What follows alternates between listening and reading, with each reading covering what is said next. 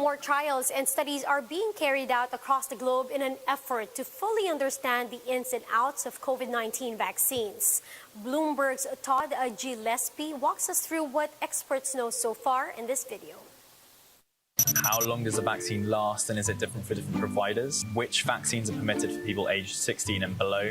When is the pandemic over? You tell me.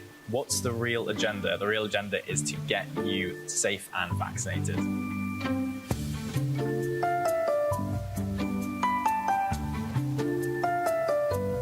This is Todd Gillespie. I'm a healthcare reporter at Bloomberg News. Earlier, I asked loads of you on Instagram to send in your questions about the coronavirus vaccines, and we got hundreds of questions, so thank you so much for sending all of them in. And now I'm going to answer them, so listen up. Can you still spread COVID after being vaccinated? And the answer to that is yes, possibly. It'll be much less likely, and no vaccine is 100% effective. But don't go around thinking that you're invincible straight away. Most scientists are still working out how transmission works, even among people who have been vaccinated already.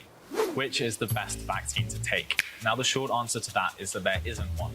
All of these vaccines approved in major countries have been vetted by top scientists and health experts, so don't be a vaccine snob. One thing also to remember is that clinical trial efficacies aren't always comparable between vaccines, so time will still tell how well these vaccines perform in the real world. Another thing you should bear in mind is that the CDC in the US says that the flu jab, one of the most common types of vaccines that's delivered, is normally only between 40 to 60% effective. So remember that when you hear stats between 60, 70, 80, 90% efficacy, all of these vaccines are really effective already. So don't let those numbers put you off getting one.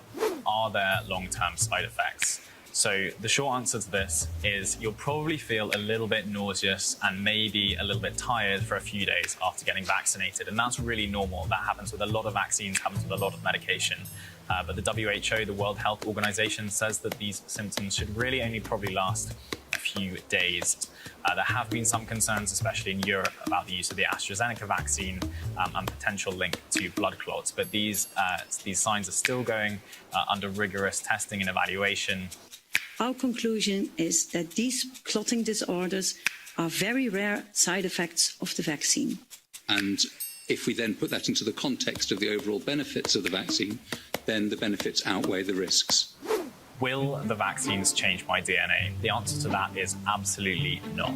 No coronavirus vaccine exists that can get inside your nucleus and change the really complex coding that exists there. So there's no need to worry about that.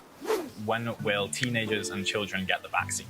And the answer to that is it could be soon, but it really depends on which country you live in and which supplies are available. Some of the major drug makers are already testing this on young teenagers and children.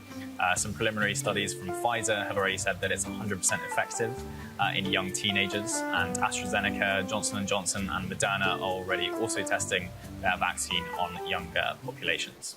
Will the vaccines be enough to bring us back to normal? Most people are betting so, but remember, vaccines will only help us get back to normal if everyone takes them.